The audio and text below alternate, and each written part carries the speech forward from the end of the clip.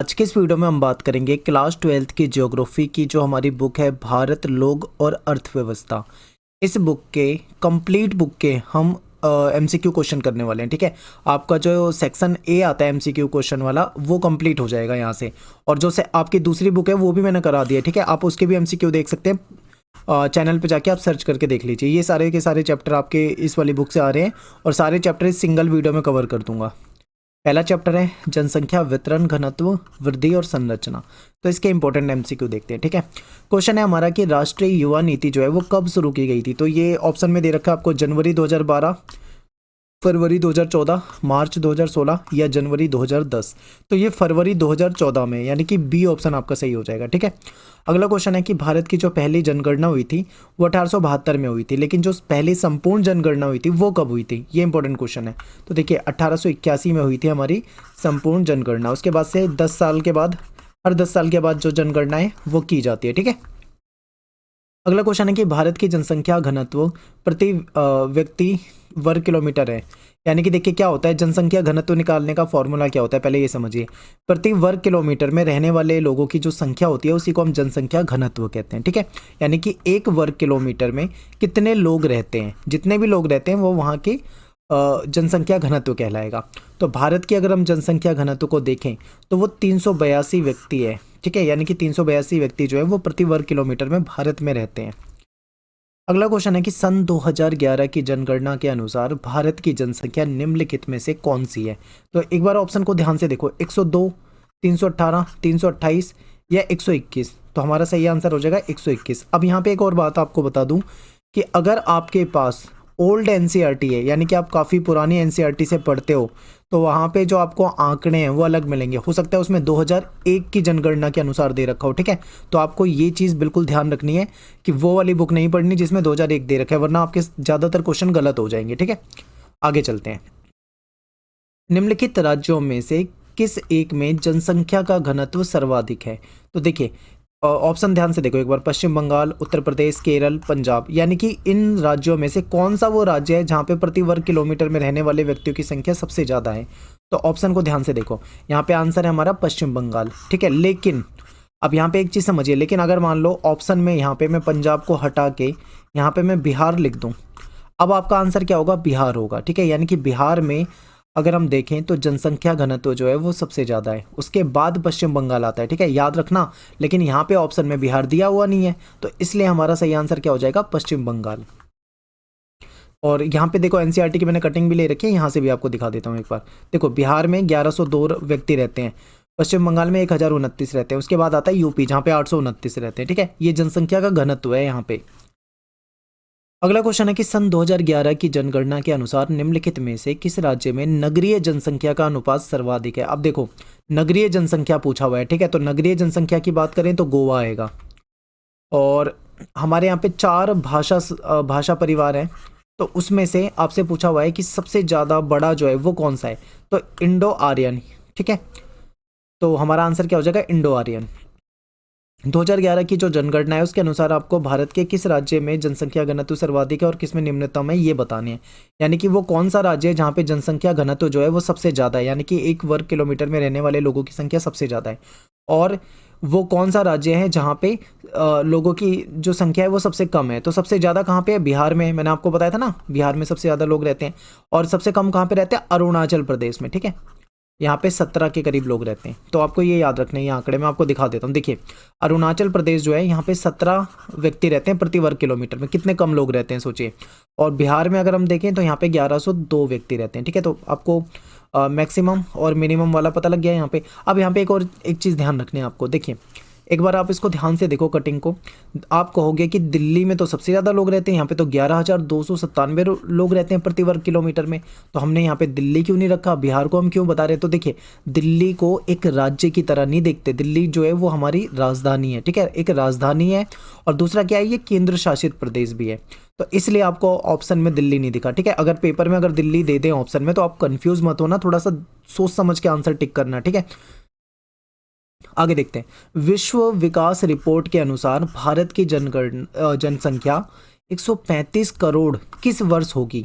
यानी कि ये जो विश्व विकास रिपोर्ट थी, इसमें ऐसा अनुमान लगाया गया था कि सन 2025 तक भारत की जो जनसंख्या है वो 102 करोड़ से बढ़कर, ठीक है, कितनी हो जाएगी, 135 करोड़ के आसपास हो जाएगी, ऐसा 2025 तक अंदाजा लगाया गया था। ठीक है, तो आंसर हमारा क्या हो जाएगा, 2025। तो यहाँ पे हमारा चैप्टर 1 के इंपॉर्टेंट एमसीक्यू क्वेश्चन खत्म हो जाते हैं। अब बात करते हैं चैप्टर 2 यानी कि मानव बस्ती। क्वेश्चन है कि कई बार बस्ती भौगोलिक रूप से एक दूसरे से पृथक हो जाती है, यानी कि अलग हो जाती है, लेकिन उनका जो नाम रहता है वो वही रहता है। तो ऐसी बस्ती को क्या कहते हैं, तो ऐसी बस्तियों को हम कहते हैं पल्ली बस्ती। ठीक है, यानी कि सी ऑप्शन हमारा यहाँ पे सही है।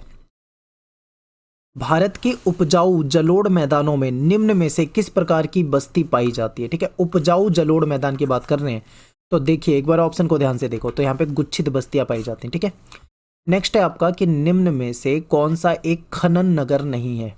तो बनारस जो है वो खनन नगर नहीं है। रानीगंज आपको खनन मिलेगा, झरिया मिलेगा, सिंगरौली मिलेगा, लेकिन बनारस नहीं है। ठीक है, अब यहाँ पे देखो पेपर में एक क्वेश्चन आ जाता है पर हमसे गलती हो जाती है, हमको वो क्वेश्चन आता है, आंसर आता है, लेकिन फिर भी गलत कर देते हैं। कैसे गलत करते हैं ये समझिए।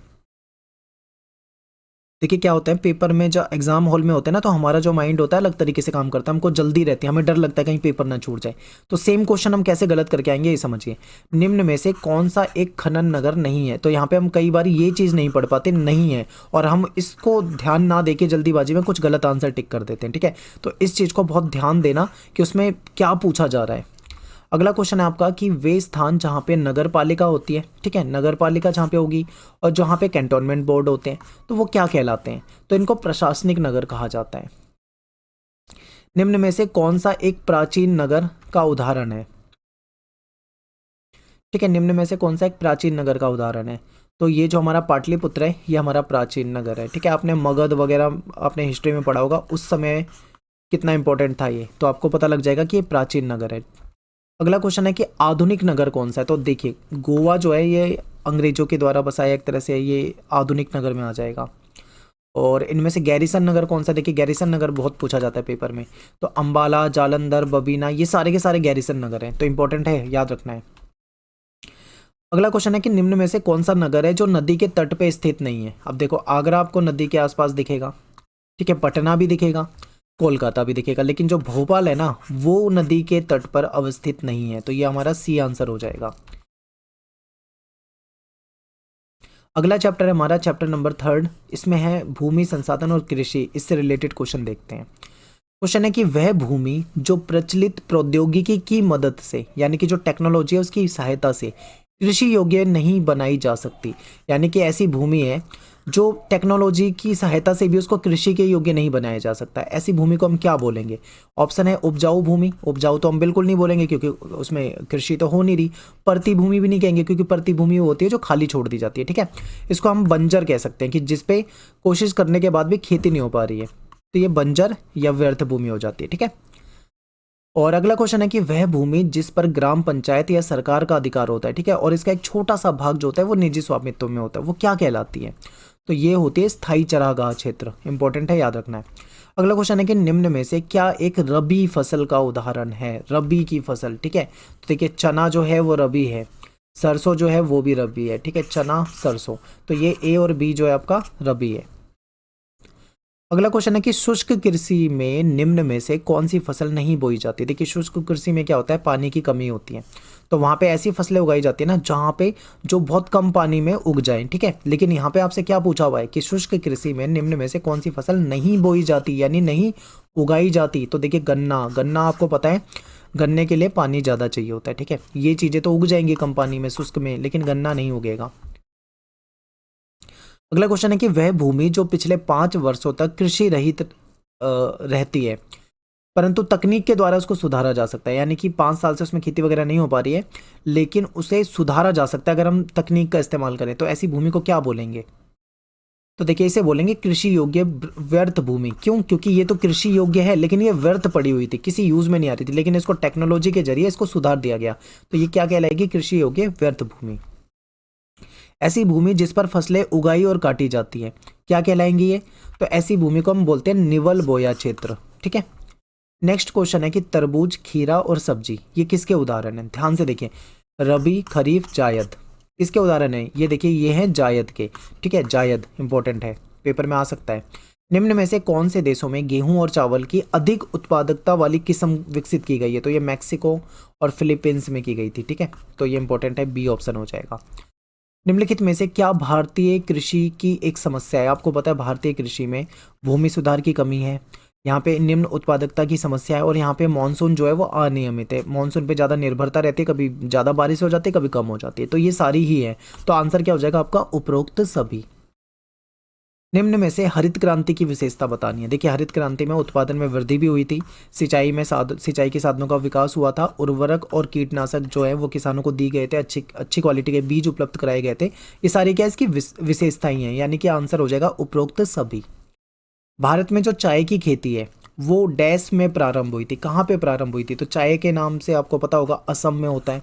तो ए जो आंसर है आपका सही हो जाएगा। असम की ब्रह्मपुत्र घाटी। नेक्स्ट है आपका चैप्टर 4 जल संसाधन। निम्न में से किस राज्य में जल संग्रहण, क्वेश्चन है कि निम्न में से कौन सा वो राज्य है जहां पे जल संग्रहण संरचना बनाना कंपलसरी है, जरूरी है? तो तमिलनाडु है, ठीक है। आंसर क्या हो जाएगा? तमिलनाडु। पृथ्वी का लगभग डैश धरातल पानी से आच्छादित है। कितना मतलब हमारा धरातल जो है वो पानी से भरा हुआ है? तो लगभग हमारा 71% यानी कि 71% है, ठीक है। निम्न में से कौन सा राज्य है जो अपना भौम जल, जो उसके मतलब जो उसके पास भौम जल है उसका वो अपनी क्षमता से कम उपयोग करता है? तो ध्यान से देखिए राजस्थान आपको पता है वहाँ तो समस्या है, पंजाब हरियाणा ये सब। तो छत्तीसगढ़ वो राज्य है जहाँ पे क्या है, पानी तो है लेकिन ये इसका पूरी क्षमता से उसका यूज नहीं करते हैं। निम्न में से किस राज्य में लैगून और झीलों का प्रयोग धरातलीय जल संसाधन के रूप में किया जाता है? तो उड़ीसा और केरल दोनों ही है, यानी ए और बी। निम्न में से भारत के किस राज्य में नीरू मीरू कार्यक्रम चलाया गया था? तो आंध्र प्रदेश। ये पेपर में बहुत पूछा जाता है क्वेश्चन। देखिए ये नीरू मीरू वाला क्वेश्चन बहुत आता है, ये हो सकता है आपसे 3 नंबर वाले में या 5 नंबर वाले में भी पूछ लें, तो आपको ये पता होना चाहिए, ठीक है। आगे चलते हैं। निम्न में से किस राज्य में अरवारी पानी संसद कार्यक्रम चलाया गया? देखिए अरवारी है जो ये राजस्थान का जो अलवर है ना, यहाँ पे चलाया गया था, यानी अलवर राजस्थान। तो आंसर क्या हो जाएगा? C option. निम्न में से कौन सा जल संभर कार्यक्रम केंद्र सरकार द्वारा चलाया गया? तो जो हरियाली जो प्रोजेक्ट है ये केंद्र सरकार का है। भारतीय राष्ट्रीय जल नीति के संदर्भ में कौन सा कथन सत्य है? तो देखिए पेयजल सभी प्राणियों को उपलब्ध करवाना प्राथमिकता होनी चाहिए, ये सही है बिल्कुल। जल के सभी विविध प्रयोग जो हैं वो कार्य क्षमता में सुधार होना चाहिए, उसके बिल्कुल ठीक है। भौम जल जो जमीन के अंदर जो जल है उसका शोषण जो है, उसका जो मतलब व्यर्थ यूज़ हो रहा है उसको सीमित कर दिया जाए, यानी कि कम से कम उसका मतलब नुकसान किया जाए, ये भी ठीक है। यानी कि ये तीनों ही सही है। तो अपना आंसर क्या हो जाएगा यहाँ पे? डी ऑप्शन, उपरोक्त सभी। जल संभार जो प्रबंधन है ये क्या होता है? देखिए इसमें क्या होता है, जो भौम जल होता है यानी जो भूमि के अंदर का जो जल होता है इसका सही तरीके से मैनेजमेंट हो, और जो धरातलीय जल होता है, ठीक है, इसका भी सही तरीके से मैनेजमेंट हो, ये दोनों ही हो जाएगा। तो आंसर क्या हो जाएगा? ए और बी दोनों। निम्न में से अहमदाबाद में सबसे प्रदूषित नदी कौन सी है? तो साबरमती जो नदी है ये सबसे ज़्यादा प्रदूषित है, और ये अहमदाबाद गुजरात में है, ठीक है। और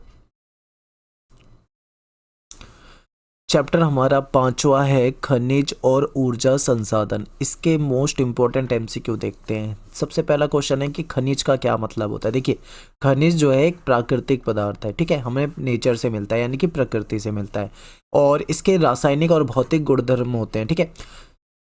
तो यहाँ पे देखो दोनों ही यहाँ पे सही है, ए भी सही है बी भी सही है। तो अपना आंसर क्या हो जाएगा? ऑप्शन सी, यानी कि ए और बी दोनों।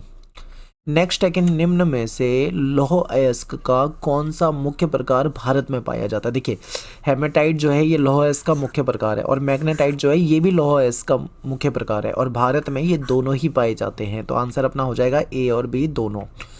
निम्न में से गेल की स्थापना किस उद्देश्य से की गई? प्राकृतिक गैस का परिवहन हो सके, खनिज जो है वो प्राप्त हो सके, ठीक है। तो यहाँ पे भी आंसर हमारा हो जाएगा ए और बी दोनों। अगला क्वेश्चन है कि निम्नलिखित में से कौन सा खनिज भूरा हीरा कहलाता है? ये आपके पेपर में आया हुआ क्वेश्चन है, रिपीटेड है, कई बार पूछा हुआ है आपसे, ठीक है। तो ये इंपॉर्टेंट है, याद रखना। तो भूरा हीरा किसे कहते हैं? लिग्नाटाइट को, ठीक है।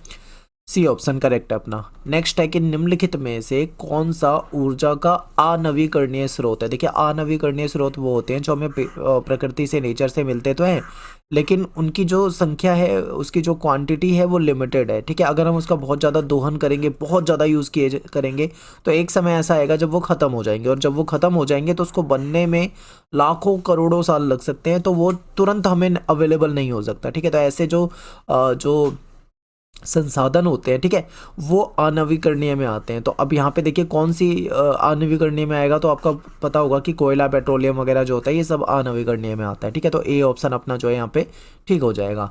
निम्नलिखित में से किस स्थान पर पहला परमाणु ऊर्जा स्टेशन जो है वो स्थापित किया गया था। ऑप्शन को ध्यान से देखो, ये भी क्वेश्चन कई बार पूछा हुआ है, तारापुर, ये रिपीट हुआ है कई बार। ठीक है, पूछा जाता है, इंपॉर्टेंट है। अगला क्वेश्चन है कि निम्न में से कौन सा कथन मैंगनीज के संदर्भ में सही है। देखिए मैंगनीज जो है ये लौह अयस्क जो होता है उसको प्रगलन यानी उसको गलाने के लिए काम में आता है। ठीक है, ये ठीक है अपना ये ऑप्शन। फिर क्या है, जो जो मिश्र धातु होती है, जैसे लौह मिश्र धातु है, दो अलग अलग धातुओं को जो मिलाया जाता है, तो उसके मिश्रण के समय भी इसका मैंगनीज का बहुत महत्व होता है। ठीक है, इसका यूज़ किया जाता है, तो ये इंपॉर्टेंट है। तो यानी ए और बी जो है दोनों ही ठीक है हमारे। गेल की स्थापना किस वर्ष हुई थी, तो 84 में हुई थी। बॉक्साइट का सबसे बड़ा उत्पादक, इंपॉर्टेंट, पूछा जा सकता है पेपर में, तो उड़ीसा जो है वो बॉक्साइट का सबसे बड़ा उत्पादक है। ठीक है, निम्न में से कौन सा खनिज एक अलौह खनिज का उदाहरण है। देखिए लौह और अलौह दो तरीके से खनिज को हम डिवाइड करके देखते हैं। तो जो लौह, यहाँ पे तो आपसे अलौह पूछा हुआ है ना, तो अलौह कौन सा है, तांबा जो है वो अलौह में आएगा। ठीक है, अगला क्वेश्चन है कि निम्न में से कौन सा खनिज एक अधात्विक खनिज का उदाहरण है। तो जो माइका होता है ये अधात्विक है। आभूषण जो होता है, देखिए जैसे जो गोल्ड होती है, गोल्ड सोना जो होता है, उसकी जो ज्वेलरी बनती है, उसके जो गहने बनते हैं, तो गोल्ड जो है बहुत मजबूत धातु नहीं है, ध्यान रखना। तो उस जो हमारे जो गहने बनते हैं उसको मजबूत करने के लिए उसमें एक चीज़ अलग से मिलाई जाती है, तो वो क्या है। ऑप्शन में है तांबा, अभ्रक, लौह या फिर मैंगनीज। तो देखिए तांबा जो है वो मिलाया जाता है। ठीक है, तो ए ऑप्शन हो जाएगा। निम्न में से किस खनिज को पतली चादर के रूप में विघटित किया जा सकता है। ठीक है, तो अभ्रक जो होता है उसको पतली चादर के रूप में यूज़ किया जा सकता है, और ये इलेक्ट्रॉनिक जो चीज़ें होती है उसमें भी होता है। नेक्स्ट है कि निम्न में से किस खनिज का उपयोग बिजली की मोटर और विद्युत उद्योग में किया जाता है। तो देखिए बिजली की मोटर आप कोई भी देखोगे ना, उसमें कॉपर का यूज़ होता है। ठीक है, तांबे का यूज़ होता है, कई जगह पे आपको एल्यूमिनियम भी यूज़ मिलेगा, लेकिन यहाँ पे ऑप्शन में हमारे पास तांबा है तो हम तांबा ही करेंगे। अगला चैप्टर है हमारा भारतीय संदर्भ में नियोजन और सतत पोषणीय विकास। देखिए इंदिरा गांधी नहर कमान क्षेत्र जो है ये सतत पोषणीय विकास के लिए इनमें से कौन सा सबसे महत्वपूर्ण है, तो ये कृषि विकास से रिलेटेड है। ठीक है, संबंधित है। निम्नलिखित में से कौन सा कार्यक्रम 5वीं पंचवर्षीय योजना में प्रारंभ किया गया था। तो जो पर्वतीय विकास कार्यक्रम है ये शुरू किया गया था। आपको पता होगा इस चैप्टर में पर्वतीय क्षेत्र में किस प्रकार से विकास और कौन सी परियोजना है उसके बारे में बताया गया। ये सब 5वीं पंचवर्षीय योजना के आसपास की बात है। ठीक है, तो बी ऑप्शन हो जाएगा। नेक्स्ट है कि पिछड़े क्षेत्रों पर राष्ट्रीय समिति ने किन पर्वतीय क्षेत्रों को पिछड़े क्षेत्रों की कैटेगरी में शामिल करने की सिफारिश की थी।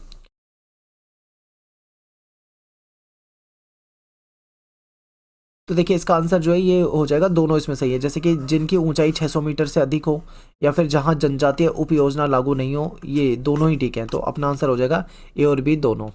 अगला क्वेश्चन है कि निम्न में से किस कार्य का संबंध पहाड़ी क्षेत्र विकास कार्यक्रम से नहीं है। देखो यहाँ पे ध्यान से देखो, नहीं है पूछा हुआ है आपसे। ठीक है, तो बागवानी जो है ये होता है, पशुपालन, मुर्गी पालन भी आपको मिलेगा, रोपण कृषि का विकास भी है, लेकिन जो ये चरागाह विकास और वनीकरण था ये इसमें नहीं था। नेक्स्ट है कि हिमाचल प्रदेश के भरमौर जनजाति क्षेत्र को नकारात्मक रूप से प्रभावित करने वाले कारक कौन से हैं। अब इसका आंसर बताने से पहले मैं आपको एक चीज़ और बता दूं कि ये जो भरमौर वाला क्वेश्चन है ना, ये आपके लॉन्ग क्वेश्चन में या फिर आपके शॉर्ट क्वेश्चन में या एमसीक्यू क्वेश्चन में या जैसे भी पूछे, ये क्वेश्चन आपके पेपर में आता ही आता है। बहुत ज़्यादा चांस है इस क्वेश्चन के आने के, तो इसको आप हर तरह से याद करके जाना। ठीक है, अब बात करते हैं क्वेश्चन की। तो जो भरमौर जनजाति क्षेत्र है ना, इसमें एक नकारात्मक क्या प्रभाव है उसको देखते हैं। तो देखिए यहाँ की जो जलवायु है ना वो बहुत ही कठोर है, तो ए ऑप्शन आपका ठीक है। फिर क्या है, यहाँ पे जो बेसिक संसाधन होते हैं वो भी बहुत ही कम है। ठीक है, तो बी भी आपका ठीक है। तो यानी आंसर अपना हो जाएगा ए और बी दोनों। नेक्स्ट है कि खंडीय नियोजन का संबंध जो है वो किससे है। तो इसमें क्या होता है कि अर्थव्यवस्था के विभिन्न सेक्टर के लिए कार्यक्रम बनाना, उनको लागू करना, ठीक है। खंडीय नियोजन मतलब जो अर्थव्यवस्था के अलग अलग सेक्टर है उनको खंड में विभाजित कर लिया, कि भाई हेल्थ हो गया या अन्य कोई सेक्टर हो गया, पहले खंड में विभाजित कर लिया, फिर उसके लिए क्या है, हर सेक्टर के लिए कार्यक्रम बनाना, ठीक है, उसके विकास के लिए कार्यक्रम बनाना और उसको लागू करना, ये आ जाता है। भरमौर जनजातीय क्षेत्र में कौन सी नदी बहती है, इंपॉर्टेंट है, तो रावी। नेक्स्ट है कि सतत पोषणीय विकास का अर्थ है, क्या है सतत पोषणीय विकास का। अब यहाँ पे ध्यान से देखो, ये ऑप्शन बहुत करीब है, देखो, संसाधनों का प्रयोग ना करना, ठीक है, ये तो बिल्कुल भी नहीं है कि संसाधन है लेकिन उसको हम प्रयोग ही नहीं करेंगे, तो गलत है। संसाधनों का दोहन करना यानी संसाधनों का अंधाधुंध प्रयोग करना, ठीक है। संसाधनों का बुद्धिमत्तापूर्ण प्रयोग करना, ये ठीक है, और संसाधनों का प्रयोग करना, देखिए यहाँ पे सी ऑप्शन जो है परफेक्ट है, क्योंकि संसाधन का इस्तेमाल हमको ऐसे करना है कि हमारी आज की ज़रूरत भी पूरी हो सके और हमारी जो आने वाली पीढ़ी है उसको भी संसाधनों की कोई कमी ना हो, इस चीज़ का ध्यान रखा जाता है, ठीक है। तो सी ऑप्शन यहाँ पे ठीक है। पंजाब, हरियाणा और उत्तरी राजस्थान का जो सूखा प्रभावित क्षेत्र का बचाव किस प्रकार हो सका है, तो यहाँ पे सिंचाई के प्रसार के द्वारा हो सका है, ठीक है। निम्न में से कौन सा क्षेत्र इंदिरा गांधी नहर कमान क्षेत्र के चरण जो फर्स्ट है उससे संबंधित नहीं है, देखिए हनुमानगढ़, गंगानगर, बीकानेर, ये तो चरण 1 से रिलेटेड है, ठीक है, ये चरण 1 से रिलेटेड है, लेकिन आपसे पूछा है कौन सा इससे संबंधित नहीं है, तो नागौर, क्योंकि ये चरण जो सेकंड था उससे रिलेटेड है, ठीक है, तो ए ऑप्शन हो जाएगा। जनजातीय समन्वित विकास उपयोजना लागू होने से भरमौर के निम्न में से क्या सामाजिक लाभ हुए, देखिए यहाँ पे सारे ही फायदे हुए, यहाँ पे साक्षरता बढ़ गई, बाल विवाह में कमी आ गई, लिंग अनुपात जो था, सेक्स रेशियो जो था वो उसमें सुधार हो गया, ठीक है, और उपरोक्त सभी, यानी कि डी ऑप्शन हो जाएगा। चैप्टर 7 है हमारा परिवहन और संचार। भारत के सड़क जाल की कुल लंबाई जो है वो कितनी है। अब यहाँ पे एक चीज का ध्यान रखना है, अगर आप ओल्ड एनसीईआरटी से पढ़ रहे हो, ठीक है, तो वहाँ पे जो आपको डाटा मिलेगा, जो आंकड़े मिलेंगे वो अलग मिलेंगे। अगर आप अभी की एनसीईआरटी से पढ़ रहे हो तो आपको वहाँ पे जो डाटा है वो अलग मिलेगा, तो आपको अभी की एनसीईआरटी से याद करके जाना है, ठीक है, लेटेस्ट, तो आपका डी ऑप्शन हो जाएगा। निम्नलिखित में से किस वर्ष में पहला रेडियो कार्यक्रम प्रसारित हुआ था, तो 1923 में।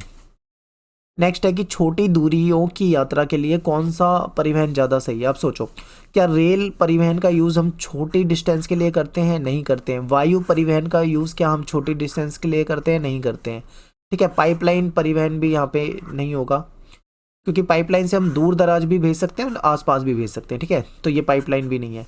सड़क परिवहन हो सकता है, क्योंकि सड़क परिवहन, जैसे मान लो आपका ये घर है, आपका दोस्त आपके घर से 5 मिनट की दूरी पे है, तो आप कौन सा यूज़ करोगे, सोचो, ना आप रेल से जाओगे ना आप वायु परिवहन से जाओगे, ठीक है, तो आप सड़क परिवहन का यूज़ करोगे, तो ये सी ऑप्शन हो जाएगा।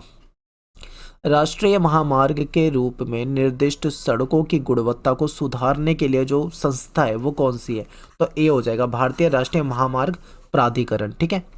और ऐसा विकल्प चुनना है आपको जो स्वर्णिम चतुर्भुज जो है उस योजना जो है उसके उसमें जो शहर जोड़े गए उसको बताती हो। तो देखिए स्वर्णिम चतुर्भुज जो योजना थी ना, उसमें दिल्ली, मुंबई, चेन्नई, कोलकाता, इनको आपस में जोड़ने का प्लान था, ठीक है, तो ये है।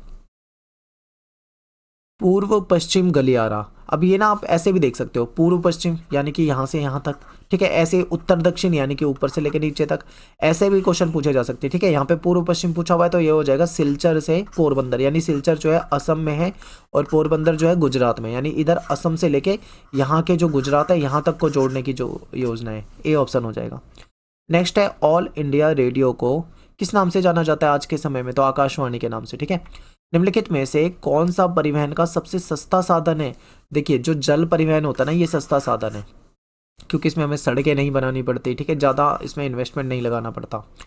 निम्न में से कौन सा परिवहन का साधन गैस और तरल पदार्थों को लंबी दूरी तक परिवहन के लिए ठीक होता है, तो देखिए पाइपलाइन जो है ये बेस्ट है, कि जो लिक्विड वाली चीज़ें हैं, जो गैस वाली चीज़ें हैं, उसको पाइपलाइन के जरिए पहुँचाया जा सकता है, ठीक है। भारत में वायु परिवहन की शुरुआत जो है वो कब की गई थी, तो ये 1911 में हुई थी।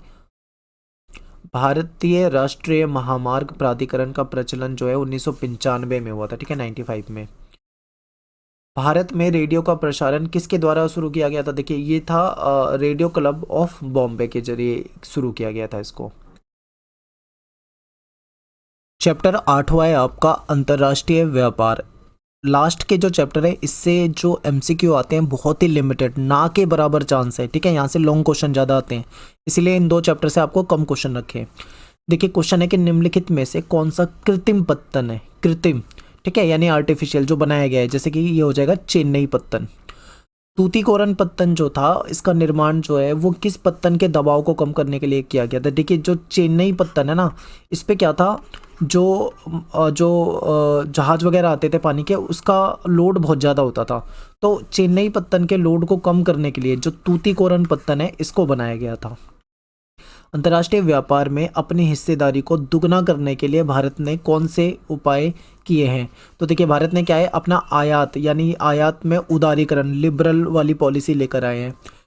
पेटेंट की जो हमारी पॉलिसी होती थी उसमें भी हमने बदलाव कराए। डी लाइसेंसिंग, पहले क्या होता था कि बाहर से अगर कोई देश व्यापार करना चाहता है हमसे, ठीक है, बाहरी जो कंपनियां होती थी, विदेशी कंपनियां, तो हमारे यहाँ पे लाइसेंस प्रणाली थी। इतना मतलब टफ वो होता था सिस्टम की, व्यापार करना आसान नहीं होता था, बहुत तरह की बाधाएं होती थी, वो सब हटा दी गई है, ठीक है। यानी कि ये सारे ही सही है, तो आंसर हो जाएगा अपना उपरोक्त सभी। डैश पत्तन देश का सबसे बड़ा पत्तन है। देखिए जो मुंबई पत्तन है ना, ये देश का सबसे बड़ा पत्तन है।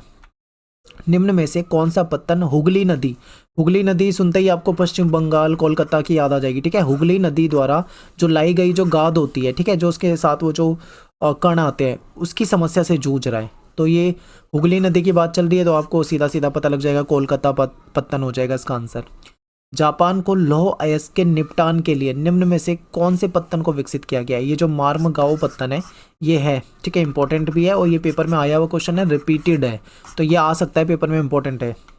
नेक्स्ट है चेन्नई पत्तन जो है ये कब बनाया गया था, ये 1859 में बनाया गया था, ठीक है, 1859 में। अगला चैप्टर है चैप्टर 9, जो चयनित मुद्दे हैं उसमें जो समस्याएं, यानी ये मेनली पॉल्यूशन वाला चैप्टर है, ठीक है, पॉल्यूशन वाले क्वेश्चन इससे आते हैं। तो निम्न में से कौन सा उद्योग जल प्रदूषण नहीं करता। देखिए सूती जो वस्त्र उद्योग होता है उससे भी जल प्रदूषण होता है, चमड़ा उद्योग से भी होता है, रसायन उद्योग से भी होता है, इलेक्ट्रॉनिक नहीं होगा, ठीक है, बी हो जाएगा आंसर। धारावी जो है वो दुनिया की सबसे बड़ी स्लम है, ठीक है। तो ये जो सबसे बड़ी स्लम है ये किस महाद्वीप में आती है, तो ये एशिया महाद्वीप में आती है, ठीक है, एशिया महाद्वीप में, ये भारत में है, भारत के मुंबई में है। धारावी जो है यहाँ से गुजरने वाली एकमात्र सड़क है, इसको किस नाम से जाना जाता है, तो ये इसे 90 फुट रोड के नाम से जाना जाता है, ठीक है। हालांकि ये इतनी चौड़ी नहीं है जितना ये है, वो कम हो गई है घेर घेर के। निम्न में से किस एक नगर का 90% ठोस अपशिष्ट निपटान हो जाता है। तो देखिए कोलकाता, चेन्नई, बेंगलोर, इन सभी का हो जाता है 90% जो ठोस है वो उसको मतलब निपटा दिया जाता है। वायु प्रदूषण से संबंधित निम्न में से कौन सी घटना मानव स्वास्थ्य के लिए बहुत ज़्यादा हानिकारक है। तो देखो शहरों में आप देखते हो ना, एक कोहरा सा होता है, हमें लगता है कि ये कोहरा है, वो कोहरा नहीं होता, बल्कि वो पॉल्यूशन होता है, ठीक है। तो ये जो धूम्र कोहरा होता है ये बहुत ज़्यादा घातक होता है। तो यहाँ पे अपना जो चैप्टर है खत्म हो जाते हैं, सारे चैप्टर के जितने भी इंपॉर्टेंट एमसीक्यू क्वेश्चन हैं वो सारे करा दिए मैंने। ऑल द बेस्ट सभी को, आप वीडियो को 2 से 3 बार देखो, याद करके जाना इन क्वेश्चन को।